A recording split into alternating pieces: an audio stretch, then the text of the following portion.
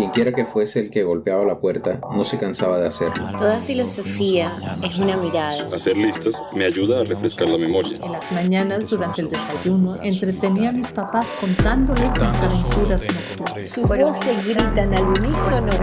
¡Bravo! ¡Bravísimo! En casa de mis Voces y miradas que acompañan esta temporada de Entre Libros, el podcast de literatura de la Secretaría de Educación del Distrito de Barranquilla y la Fundación Círculo Abierto.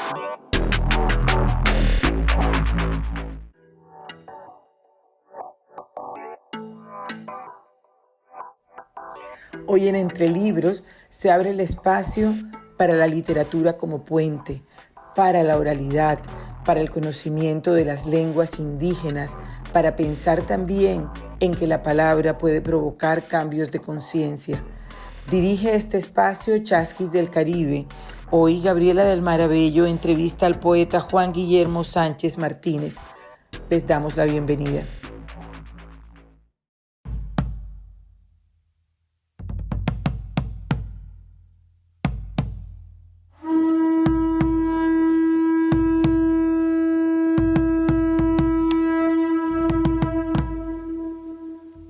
Chasquis del Caribe es una plataforma de difusión para el conocimiento ancestral a través de los medios audiovisuales y literarios.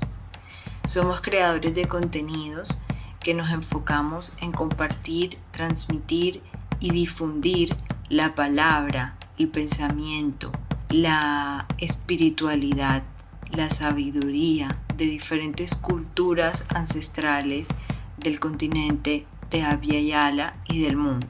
Abya Yala es una palabra prestada de la lengua indígena Gunatulé, pueblo que se ubica entre Panamá y Colombia, que quiere decir tierra en plena madurez, entre otros significados. Este término lo utilizamos colectivamente para renombrar nuestros territorios en este camino chasqui. Eso quiere decir en este camino de mensajeros que buscan conectar los territorios, conectar las culturas, conectar las artes, como lo hacían los antiguos chasquis en la época del Imperio Inca, entre Perú, Bolivia e incluso Colombia, Argentina y otros territorios a donde también llegó esta gran cultura inca de la época precolombina.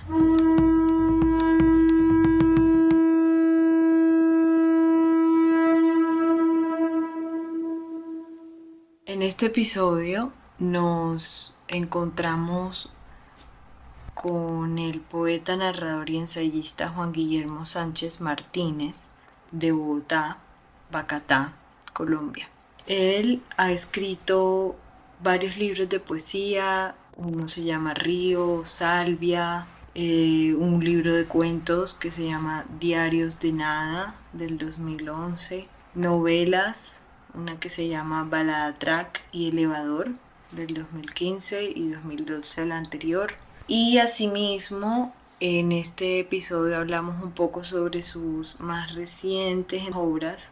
Una es la antología de Mensaje Indígena de Agua y la otra es el libro Altamar, que es un poemario que ganó el Premio Nacional de Literatura modalidad poesía en el 2016. Con Juan Guillermo nos sentamos a reflexionar sobre el impacto que tienen las lenguas indígenas, el pensamiento, la filosofía de estas culturas ancestrales dentro del contexto académico. Como docente, él se pregunta por esto en su trabajo y transmite a través de su obra esta preocupación y este puente, este enlace entre dos mundos que aparentemente son irreconciliables, como la oralidad y la escritura. Como él bien dice, las lenguas indígenas generan cambios en la conciencia. Por eso, nosotros, como chasquis, también utilizamos palabras de la lengua runasimi, que es el quechua, lengua ancestral de los territorios andinos de Perú, para no solo compartir esta cosmovisión que viene de este territorio, sino también para abrir el campo semántico de pensamiento, para abrir la conciencia al utilizar estas nuevas palabras que nos permiten entrar en contacto con nuevos imaginarios y nuevas formas de entender la vida. Por eso es importante, y estaremos desde este espacio de Entre Libros compartiendo con diferentes creadores indígenas que desde la palabra han logrado hacer su trabajo también dentro de sus comunidades como emisarios, como chasquis, como mensajeros de algunas cosas que no son tan claras dentro de nuestra cultura, pero que para ellos son muy claras, como por ejemplo la relación con la naturaleza, con los elementales, con el fuego, con diferentes elementos que también son muy utilizados en la poesía y que aquí, como vamos a escuchar a continuación, tienen una importancia que no sirve solo como un recurso poético, sino que son elementos vivos, es poesía viva. El poema de Altamar dice así: Yo soy la memoria, el vacío, el agua suspendida en los glaciares. Yo soy el olvido, el navegante, el espejo de agua que filma el universo. El Mama Vivencio Torres Márquez lo escribió en su carta de 1968 al ministro Gregorio Hernández de Alba. Estos picos nevados son como gente, igual a nosotros. Ellos se han internado dentro de la serranía y quedaron rodeando todos los puntos. Yo soy el nervio, Nunhuácala, la lengua del lagarto en el manglar. Yo soy la pirámide, el cartílago, los Andes de cabeza en el Caribe. El Cerrejón solía hablar con la sierra, me dijo un abuelo guayú en Jato Nuevo. Era el único que recordaba los ayechis. Desde su casa, la mina de carbón era un mal sueño.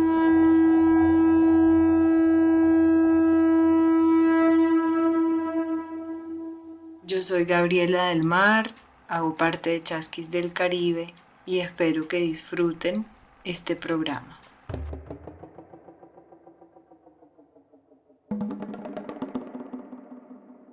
Mi nombre es Juan Guillermo Sánchez Martínez. Yo soy originario de Bacatá, de las montañas de los Andes, de esta ciudad caótica y hermosa, rodeada de páramos y de humo y de ruido y de furia y de historia y de piedras y de papa. Pues yo nací y crecí allá, en esa ciudad, en Bogotá, ¿no? Los 90, violencia, guerra civil, ¿no? Constitución del 91 que reconoce un país pluriverso, pluriétnico, con muchas lenguas, bueno, diverso. Y eso marca definitivamente mi generación, una época de, sí, de muchas cosas en el mundo, también de muchos cuestionamientos de la historia, del quinto centenario de la invasión, de la caída del muro de Berlín.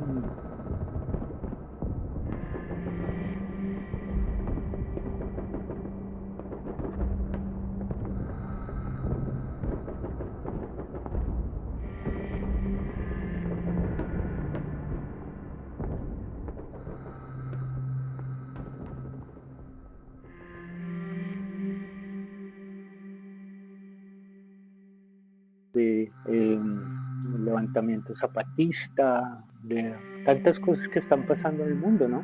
Tratados internacionales que respetan los pueblos, los territorios originarios, pero claro, uno joven, pero en medio de todo eso siendo afectado por esas decisiones, recibiendo esa información a través de la educación, de los medios de comunicación, comienza internet, en fin. Yo a veces, digamos, durante mucho tiempo tuve preguntas sobre eso, ¿no? Sobre de dónde soy. Pero no, pues ahora sí clarito, ¿no? De allá, de esa ciudad. Hasta los 30 años estuve ahí, pues viajé, sí, en Colombia, un poquito en Perú, en Guatemala. Pero a los 30 salí de ahí, estaba buscando hacer el doctorado, entonces tuve una beca para irme a Canadá, al suroeste de Ontario, casi en la frontera con Michigan. Y ahí pues comienza otra etapa de mi vida como inmigrante, como viajero, como visitante. Entonces allá estuve viviendo como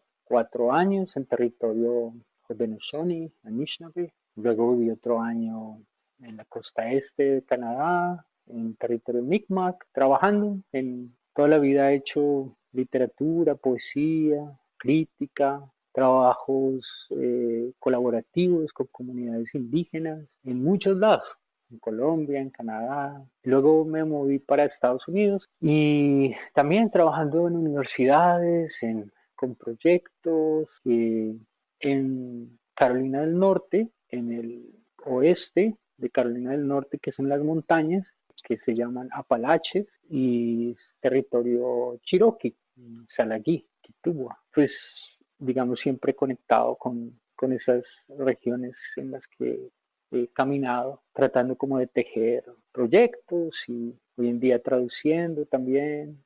Hoy en día soy profesor de la Universidad de Carolina del Norte, en Nashville. Es como lo que me da para comer, pero pues considero que trabajo en la educación, pero no soy solamente eso, sino siempre estoy colaborando con proyectos no necesariamente académicos. Considero que, digamos, como que la ciencia, la creatividad y la espiritualidad hacen parte del mismo fuego.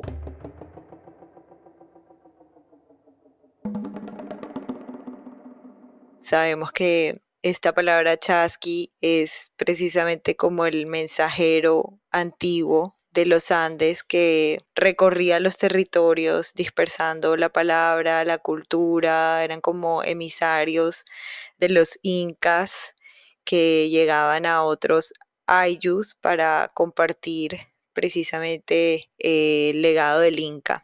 Aunque eso históricamente esté un poquito distorsionado, pero en ese sentido, con eso nos quedamos como chasquis para poder, digamos, traer a esta conversación la importancia de esa tarea de recorrer los territorios, como nos compartías. Ya has recorrido bastante y sigues en ese trabajo y ahora como inmigrante también, pues viviendo en el norte, compartiendo también, digamos, con los abuelos, con las comunidades y con los custodios de una palabra ancestral que también está allá. Entonces, no sé si nos puedas compartir un poco cómo desde, como nos decías, que no solo desde la parte académica, sino también desde otros aspectos y desde lo que tú haces, que nos cuentes un poco también a lo que tú te dedicas, no solo como profesor, pues actualmente de la universidad, sino también como poeta, como en esa misión chasqui que llevas también, cómo la has trabajado en tu obra y quizás también más allá de una obra, en tu camino, en tu andar.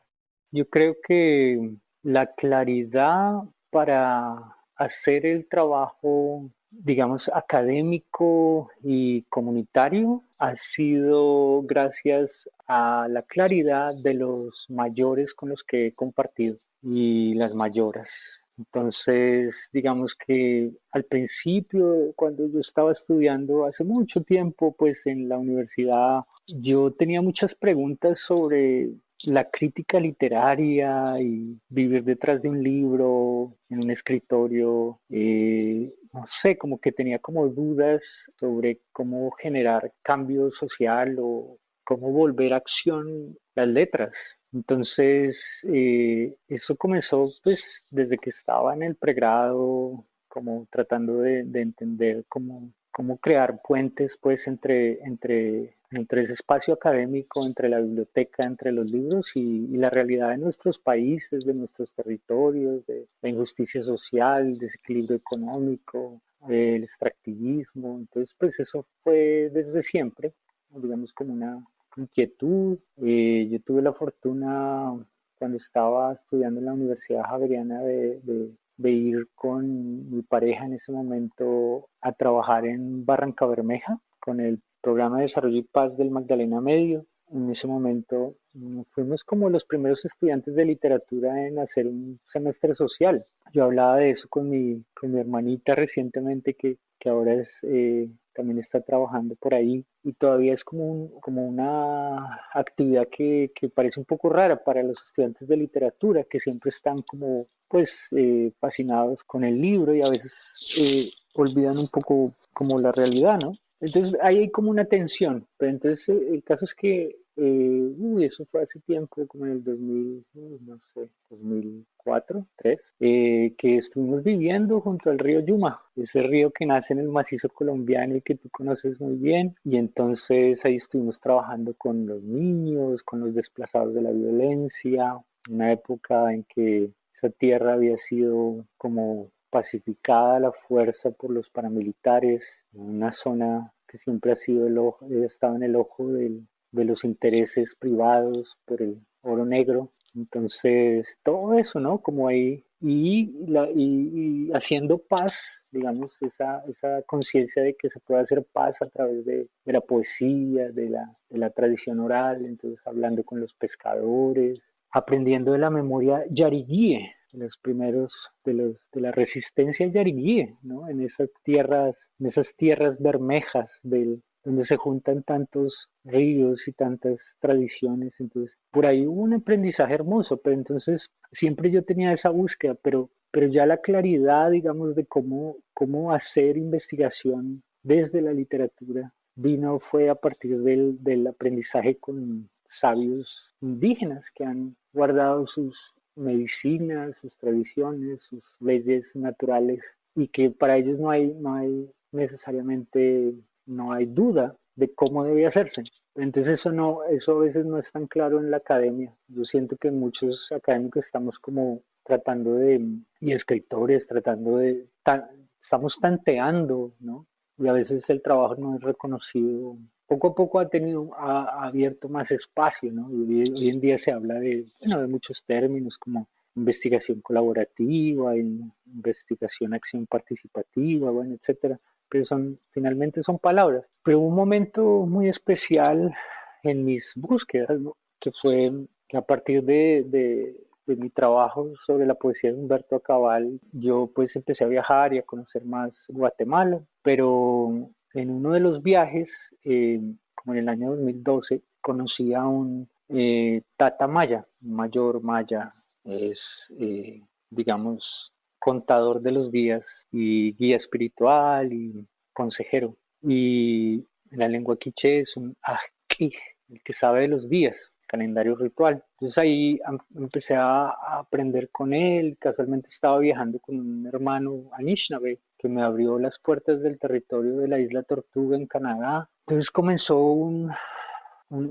ir y venir entre muchas tradiciones a partir de la ceremonia, no es necesariamente de la investigación, pero en el diálogo con él ahí hubo un aprendizaje sobre el Ushkup, esas tres piedras que cuidan el fuego. Existen en muchas culturas, en todo Abya, desde el norte hasta el sur, tienen muchos nombres. En los Andes se le conoce como tulpa. Esas tres piedras pues son muy especiales porque esas piedras sostienen los trastos. Digamos, en Mesoamérica sería el comal, es la fundación de donde se hace la comidita, ¿no? Pero también pues están protegiendo el fuego, que en el fuego es el palpitar de nuestro corazón, la fuerza de nuestra sangre, y es el sol, todo. Entonces ahí esas tres piedras son símbolo también, es como una estrategia cognitiva poética, como dice mi hermano Freddy Roncalla, es decir, es una forma de entender muchas otras cosas. Entonces una de las enseñanzas que compartía el Tata, Pakal, Ushlahu, Noj, era que esas tres piedras son también una metodología. Entonces ahí se abrió el camino. Finalmente, una claridad para entender cómo hacer este trabajito. Y esa metodología es muy sencilla y muy profunda y muy difícil también, como de ser coherente con ella. Y esa metodología es que una de las piedras es ciencia, otra de las piedras es arte y otra de las piedras es espiritualidad.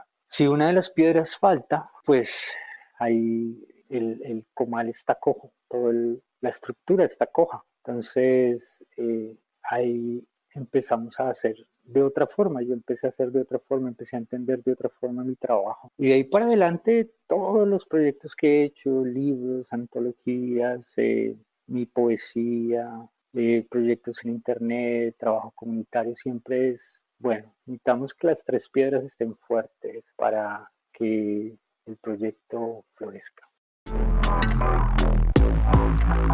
Estás escuchando Entre Libros.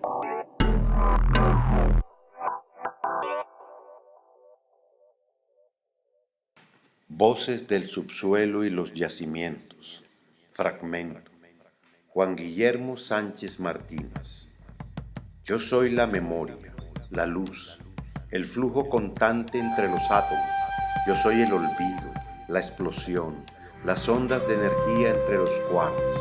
El día que Brian Kamoli Kuwada escribió: el futuro es un reino que hemos habitado desde hace miles de años. Cruzó un presentimiento de Hawái a Rapa Nui. Yo soy la ciencia, el espíritu, la eterna vibración dentro de las cosas. Yo soy la metamorfosis, el ciclo, los 52 años de las Pléyades sobre el lago de México. Todo lo que se disuelve en el agua, perdura en el agua. Jacques Benveniste lo llamó memoria y los científicos de turno lo anularon. Luc Montagnier lo demostró en Italia, reconstruyendo espirales de ADN a partir de ondas electromagnéticas que el agua había recordado. Yo soy la red, el quipú, la odisea de Tupac Inca, desde Manta hasta Guam. Yo soy el vínculo, el wampum, el lago superior visto desde la luna como una cabeza de lobo. Yo soy la memoria, la heroína, la gran inundación de todos los orígenes. Yo soy el olvido, la villana, el tsunami, la avalancha, el pueblo sumergido antes de ser asesinado defendiendo el Perijá. El cacique Sabino Romero explicó ante las cámaras que no bastan los artículos y las sentencias para reclamar las tierras si no se conocen las historias y los nombres de los cerros y los ríos. Yo soy la disputa, la frontera, el río Grande, el Bío, el río Viejo. Yo soy el Pacífico, la dictadura, los miles de mapuche y de chilenos desaparecidos que se fundieron con el agua, ojos de agua de cuencas vacías.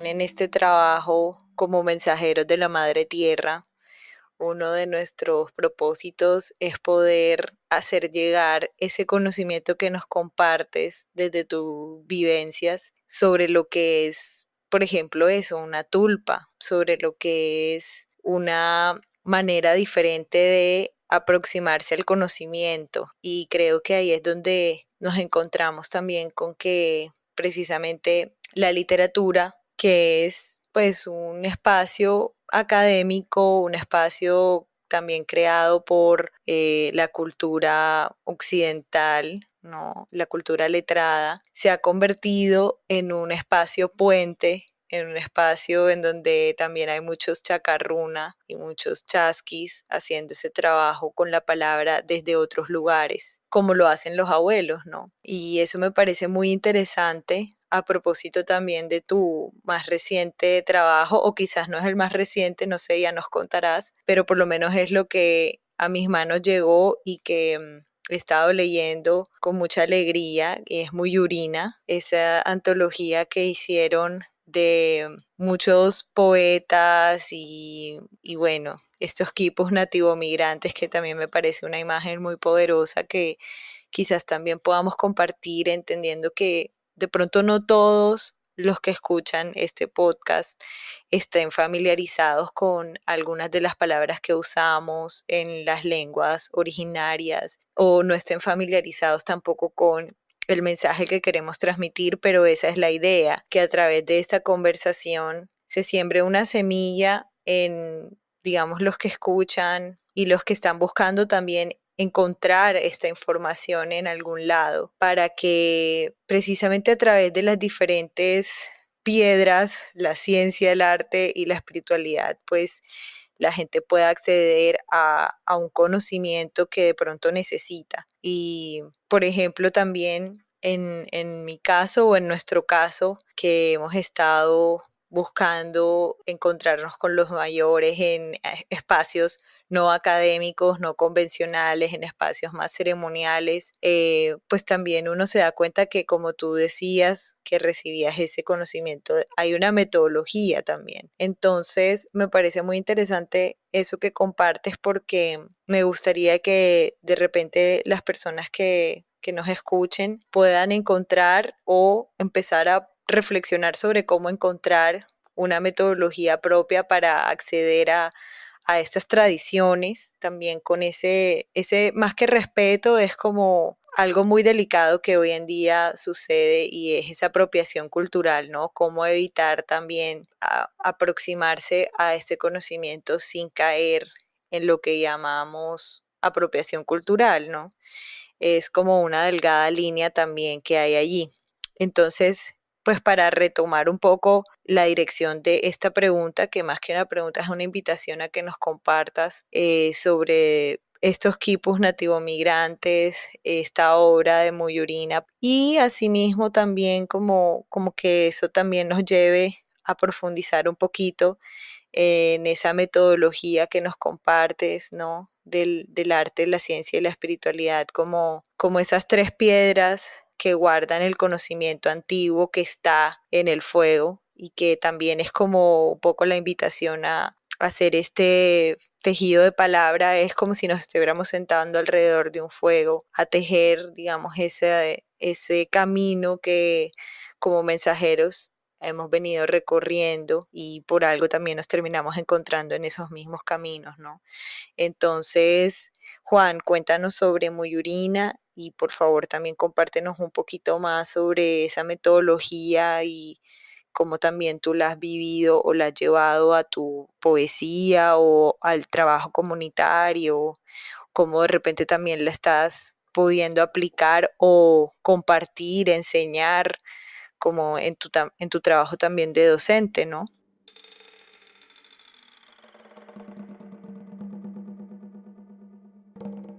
Sí, pues el trabajo de Muyurina específicamente eso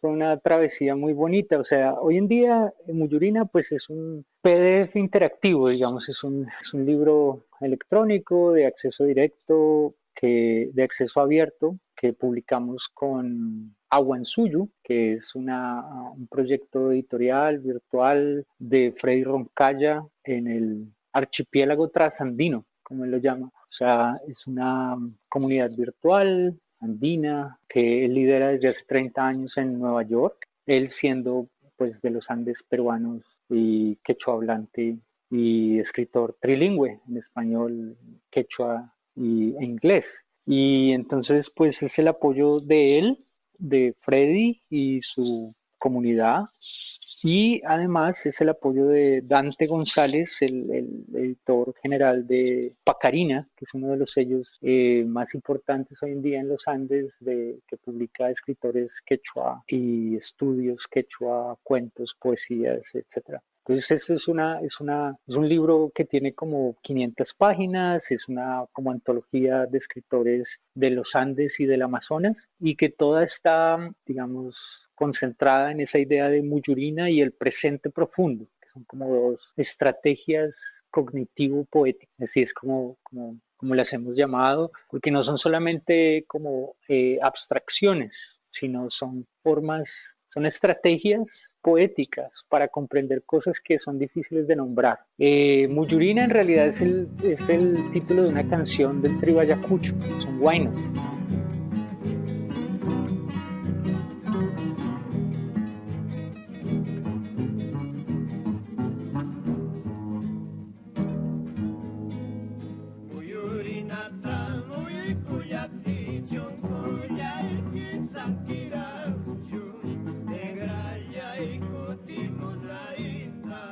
Zambaya y vuelta monay.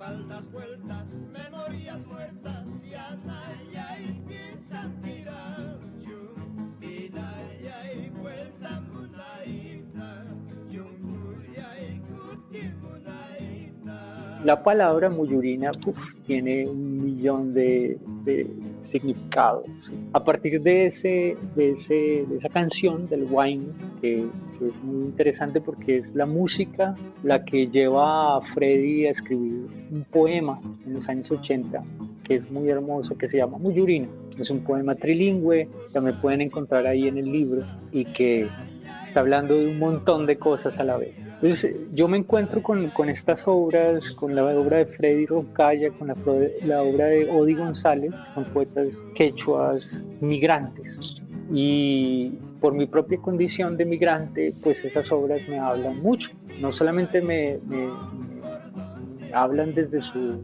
belleza estética, digamos, sino que también me hablan desde otro modo de comprender el tiempo-espacio, o pacha. Entonces ahí comienza ahí aparezco yo como en la historia. Yo invito a Freddy Roncaya a West Virginia, donde estaba trabajando en ese momento, y nos conocemos y pues ahí comienza una conversación muy bonita. Y básicamente pues no te puedo digamos como definir con claridad qué es Muyurina, pero básicamente es el lugar donde uno se mueve. Entonces ese lugar donde uno se mueve es una imagen perfecta para entender, para, digamos, como quebrar la idea del tiempo lineal. Porque para Freddy, para muchos intelectuales indígenas, para mí, para muchos mayores, etcétera, siempre hay como esa sospecha de que el tiempo lineal es el gran colonizador. El tiempo lineal es esa trampa que llega con la escritura alfabética y la religión católica, cristiana, y que genera todo ese, digamos, confusión de estos 500 años, pero que en realidad desde las lenguas ancestrales, desde las lenguas indígenas y desde los modos de ver de los pueblos originarios de Abya Yala, pues no es así, ¿no? El espacio y el tiempo, primero, están juntos y segundo, pues no es una línea. Entonces ahí comienza una conversación hermosa sobre el tiempo y el espacio. Entonces, ese tiempo donde nos movemos, para los poetas nativo migrantes de este libro, es un tiempo-espacio en el que todos los tiempos, espacios caben. Cuando tú lees la poesía de estos poetas como Homero Carvalho, como Omar Aramayo, como Isaac Goldenberg, Gloria Cáceres, Boris Espesúa, Inin Niue, Pedro Favaron, Chonon Benchó, Odi González, José Luis Ramos, Dante González, mi poesía y la poesía de Freddy. Es poesía donde no solamente nosotros estamos viajando en el espacio, sino que nosotros estamos viajando en el tiempo, porque todos los tiempos están presentes en un presente profundo. Si nosotros podemos pararnos de esa manera y verlo y sentirlo y asumirlo con responsabilidad. Entonces, yo estoy aquí ahora hablando contigo, con mi padre y mi madre, con mis abuelos. Yo estoy aquí hablando contigo, con mi hijo y con mis nietos. Y yo estoy aquí hablando contigo con todas las experiencias y los abuelos y las voces de los abuelos y abuelas que han compartido conmigo. Ellos están aquí conmigo. Y entonces es de esa manera que el presente profundo es ese lugar donde uno está moviéndose. Entonces, wow, eso es infinito, como siempre, y es un proceso, digamos, este libro es una forma de, como tú dices, buscar otras metodologías desde las lenguas indígenas, porque uno de los aprendizajes en todos estos años, y por eso tú y todos los que estamos haciendo este trabajo, estamos yendo hacia las lenguas originarias, buscando esas claves y otras puertas, otras llaves, como dice el Icura Chihuahua, ¿no? Son llaves para abrir otros mundos, ¿no? Entonces, las lenguas indígenas, hoy en día hay estudios muy, muy interesantes desde la psicología, por ejemplo, ecopsicología, donde demuestran cómo las lenguas indígenas crean cambios en la conciencia. Entonces, usar, así sea una palabrita, ¿no? Muyurina, eso ya empieza a provee un vocabulario y si se quiere unos sonidos, unas vibraciones que pueden generar cambios en nuestras formas en nuestros paradigmas, digamos. Entonces, una palabrita que sonaba, por ejemplo, ahorita que estabas tú hablando y que está relacionada con Muyurina, proviene de otra tradición que es la tradición Anishinaabe, con la que yo estaba muy cerca, por lo que viví. Como yo te decía, viví en Canadá y aprendí mucho con hermanos Anishinaabe, todavía. Y es la palabra Biskabiyan, que significa volver a nosotros mismos. Y es también una palabrita que está ahí muy presente en todos los esfuerzos de todos los escritores indígenas contemporáneos, artistas. No necesariamente es volver al pasado, porque hoy otra vez volvemos a la trampa del tiempo lineal, sino es volver a nosotros mismos, o sea, lo que nosotros somos ahora, presente, para caminar. Entonces, así, Muyurina pues es muchas cosas, es una serie de collage, es una serie es la historia del concepto, de la estrategia cognitiva, es una antología poética, pero también hay ensayos sobre el sujeto migrante andino, de muchos investigadores muy reconocidos, importantes, como Julio Noriega, como Ulises Ceballos Aguilar, como Gonzalo Espino, y también hay como crítica literaria sobre otros escritores, etcétera. O sea, es un montón de cosas. E incluso tenemos uno de esos puentes transindígenas. Entonces hay un texto de un activista poeta hawaiano que está hablando exactamente de lo mismo, del presente profundo, pero desde su lengua hawaiana, y lo tradujimos con Freddy. Es un texto hermoso, dice: nosotros vivimos en el futuro, ven y acompáñanos. Y tenemos un texto que escribí sobre Standing Rock cuando estuve allá en el año 2016 con unos hermanos Cherokee, también el mismo mensaje, ¿no? Todos los abuelos de todos los movimientos indígenas hoy, los líderes sociales están diciendo, bueno, aquí estamos parados por 14 generaciones adelante. O sea, esto que está pasando ahora no es ahora, es el futuro. Entonces, rompiendo todos esos estereotipos que hablan de lo indígena como la prehistoria, pero es otra vez el tiempo lineal que está ahí tratando de imponerse, pero no, es el futuro que estamos hablando. Entre libros.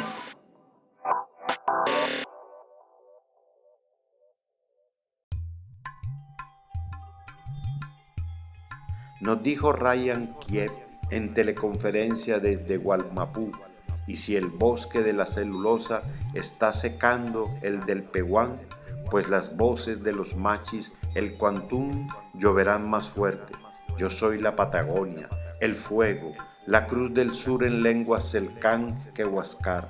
Yo soy el Ártico, el fuego, los sustantivos para el blanco de Inukuit. Yo soy la memoria, el volcán, la risa de la catarata. Yo soy el olvido, la espuma, el estruendo que escurre y que salpica. Chanquín dijo sobre la madre lacandona: cuando cae una ceiba en la selva, cae una estrella en el cielo. Y esa noche, en el Petén hubo pirotecnia. Yo soy Atitlán Chic-Ap-Al, la piel de cocodrilo del Petén Itza. Yo soy Siecha, Guatavita, el útero de Iguaque, protegido por serpientes de luz. Daniel Caño fue el primero que me habló de los chuchutmatanes, de sus ríos que cantan como grillos, de la ironía de que una empresa española quiera privatizar el agua 500 años después. Yo soy el cuchillo, la obsidiana, la arena negra donde las tortugas ovan. Yo soy el cuarzo, la lava, las aguas termales de la tierra de maíz.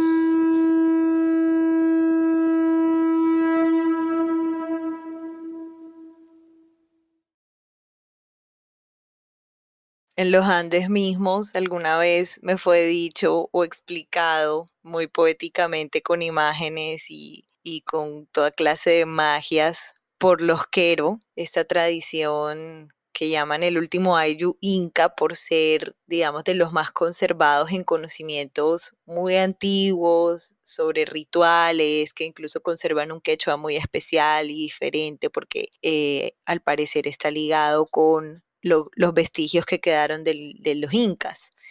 Entonces ellos precisamente explicaban eso, ¿no? Ellos decían, el futuro está atrás, el pasado está adelante, al revés de como nosotros en el tiempo lineal solemos entender, ¿no? Nosotros podemos ver el pasado con claridad, nosotros podemos caminar hacia adelante con el pasado, como un acompañamiento, ¿no? Porque de ahí empezamos a ser lo que somos en el presente.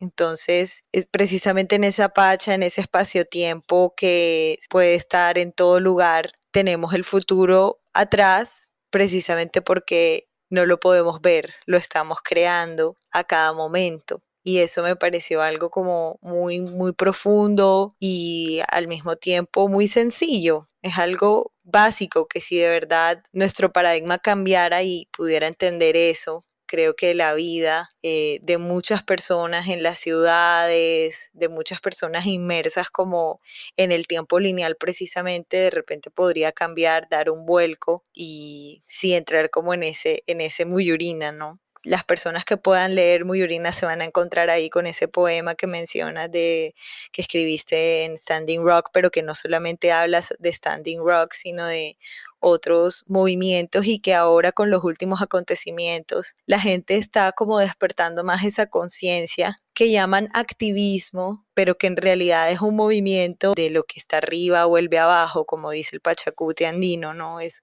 algo orgánico y hace parte precisamente de la vida como eso que tiene de cambiante, que es así, porque ya lo que se estanca es la muerte, ¿no? Entonces, me gustaría que nos compartieras de pronto desde tus vivencias y desde todo lo que nos compartes un poco sobre ese activismo y cómo de repente algo que es fascinante para mí en las tradiciones indígenas que adoptan la literatura como un puente para hacer llegar también sus palabras o la palabra de sus abuelos, de su cultura, de sus antepasados. Eh, es como la poesía deviene resistencia, se convierte también en un elemento de resistencia cultural precisamente.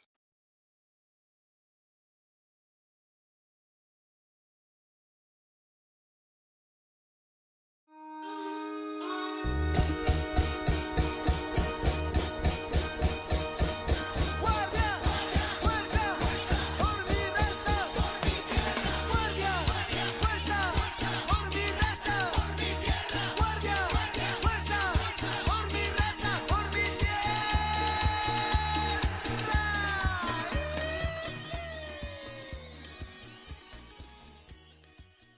Yo toda la vida, desde que tengo memoria, pues he estado como fascinado y atraído por la poesía, ¿no? Y entonces el trabajo como poeta siempre también es como tratando de encontrar una razón de por qué esa fascinación, ¿no? Uno se pregunta, pero ¿por qué es que la poesía? ¿Por qué la poesía? ¿Para qué escribo? Esa es una constante, pues, en todo proceso creador, ¿no? Y entonces ha sido bellísimo, ¿no? Como todo ese caminar, porque, digamos, la poesía del yo, que la poesía del autor romántico, poco a poco se fue diluyendo, ¿no? Y entonces ese fue uno de los grandes retos, digamos, como tratar de trascender esa poesía que solamente habla de lo que le pasa al poeta, ¿no?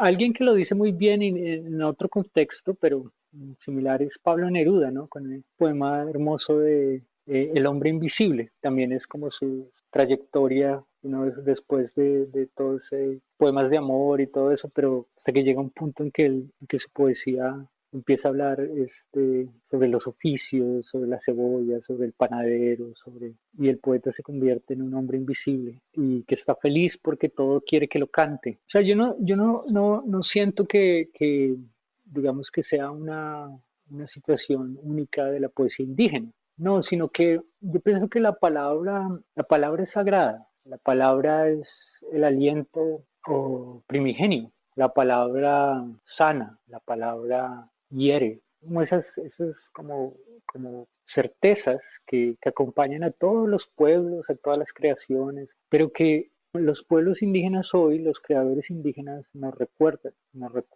Entonces, digamos que volver a eso, recordar esa fuerza de la palabra, le recuerda al poeta y al escritor su responsabilidad. Entonces, a veces las personas creen que la poesía es como débil, ¿no? Que como que el hecho mismo de escribir un poema no tiene ninguna incidencia en la realidad, pero eso es un poco ingenuo, porque la palabra que nace fuerte se hace acción. Entonces, yo creo que ese ha sido, wow, como el gran recordar que ha estado en manos de la poesía indígena contemporánea, que ha generado como esa reflexión y ha atravesado todas las generaciones, todas las lenguas, no solo en Abya Yala, sino en Australia, en Aotaroa, en la poesía Saka en el norte de Rusia, los poetas del Pacífico, Guam, hawaianos, de las Islas Marshall. O sea, todos están recordando en todas las lenguas, en lenguas indígenas o en lenguas coloniales, inglés, español, francés, que un momento, la poesía, o cuando se usa la palabra, si se usa con respeto, entonces puede generar toda una ola de conciencia. Y así es lo que está pasando. Por eso muchos de los poetas indígenas son también líderes sociales y líderes de proyectos comunitarios. Nosotros hablábamos hoy en día de Hugo Jamioy, por ejemplo, un gran hermano, líder del movimiento indígena contemporáneo en Colombia. Su pueblo originario es Camra, pero él está trabajando en otros espacios como Bonavindúa o en la Sierra Nevada de Santa Marta, haciendo proyectos hermosos. Entonces, así todos los poetas indígenas en este planeta Tierra. Entonces, es la palabra la que aclara la visión y que guía desde la fuerza de esa intención, de esa palabra fuerte.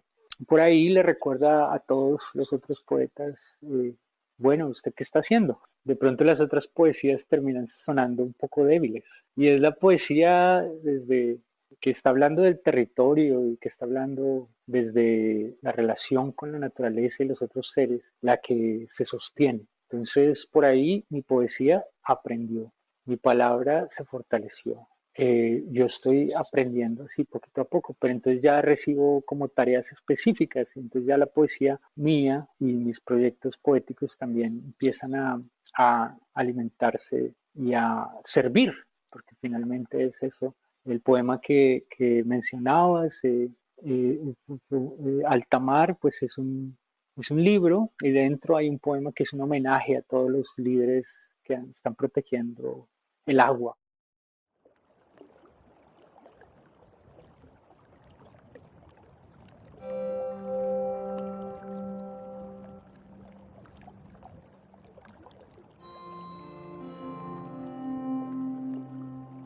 En Mensaje Indígena de Agua, María Teresa Panchillo Neculhual, nación Mapuche, Chile. Palabras del agua.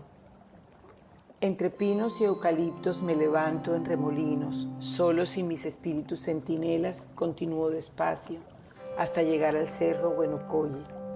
Ojalá que llueva para que se recupere el agua de mi pozo, dicen mis hermanas, mientras giro en nubes del Huenucoyi arriba y el remolino se dirige a tu casa con mensajes de agua.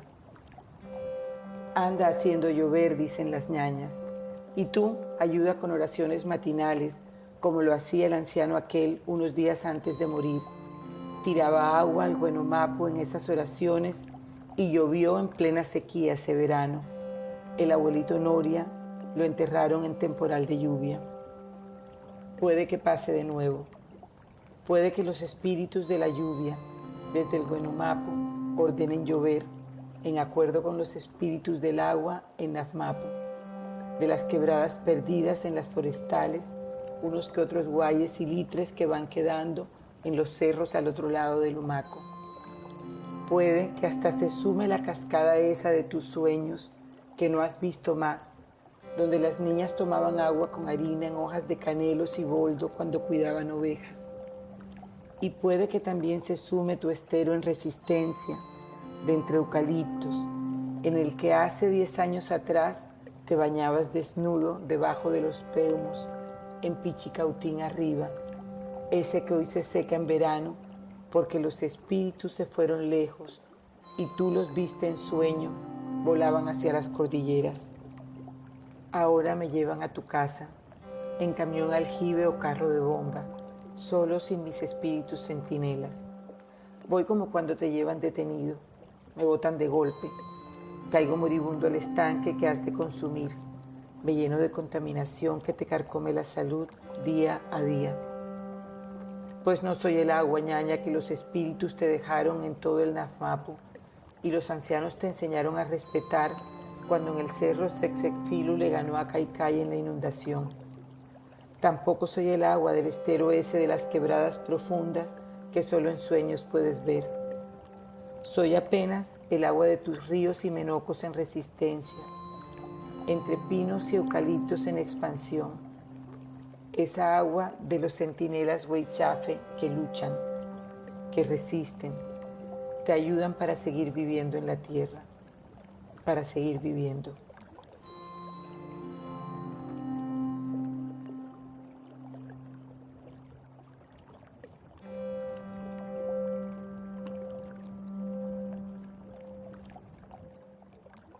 Porque por ahí fue que todo esto que te estoy diciendo comenzó a aclararse y fue un proyecto que hicimos también como en el 2012, 2013, así, que fue El mensaje indígena de agua, que es un libro multilingüe en español, inglés, lenguas indígenas, que son palabras, de algunos poetas, digamos, reconocidos, otros abuelos, otros activistas, pero todas son ofrendas para el agua.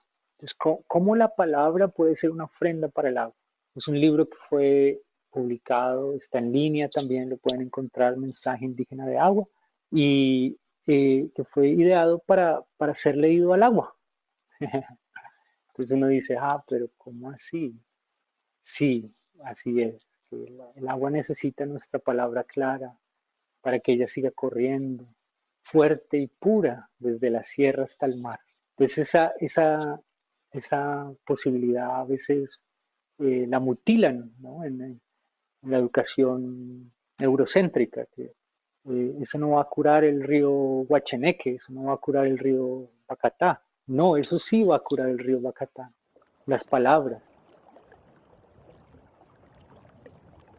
Cuando las palabras se dicen desde el corazón, ¿no? El cuerpo mismo reacciona. Entonces ya vamos a pensarlo 2 veces cuando contaminamos, vamos a pensarlo 2 veces cuando pasamos junto al río, porque él está ahí dándonos la vida. Entonces ese tipo de poesía, es una poesía muy antigua y es una poesía que continúa, que persiste, que se mantiene. Entonces, ahí pues sigo como en ese camino y pues todos los proyectos que estoy haciendo hoy en día, como por ejemplo Sihuarmayu, el río de colibríes, que es un sitio en línea donde estamos publicando y haciendo conocer distintos poetas, artistas indígenas de distintos pueblos, en español, inglés, lenguas originarias, va con esa misma idea. ¿No es cierto? Todas esas palabras que están ahí resonando ahora en el multiverso digital, como este mismo podcast, pues también generan ondas, ¿no? Para nuevas generaciones, para otros compañeros que están en caminos, compañeras que están en caminos semejantes y pues sí, la palabra es aliento y el aliento viene desde el origen.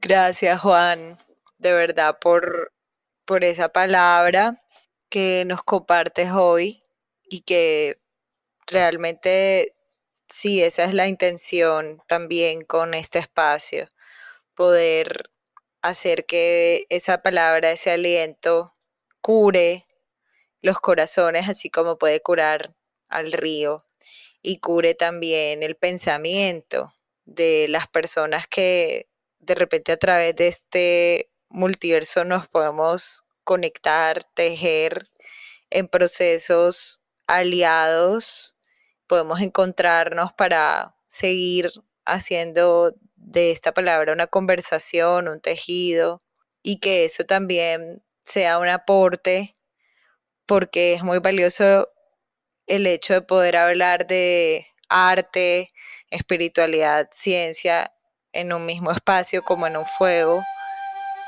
sin que eso siga siendo considerado como algo que solo ciertas personas tienen acceso a esos conocimientos o tienen la autoridad académica o institucional para apropiarse de ese conocimiento.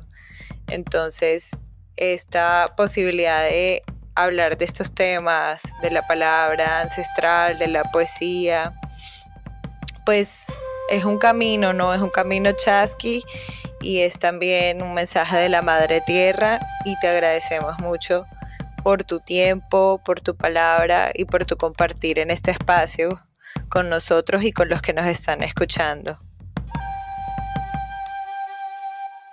No, gracias a ti, Gabriela, por hacer todo esto, y pues mucha luz y buena brisa.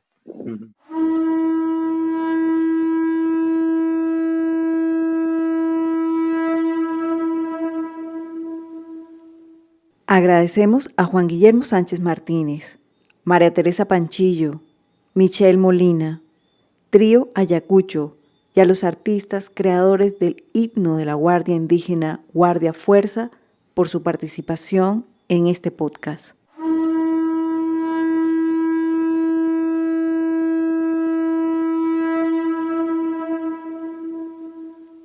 Entre Libros, el podcast de literatura de la Secretaría de Educación del Distrito de Barranquilla y la Fundación Círculo Abierto.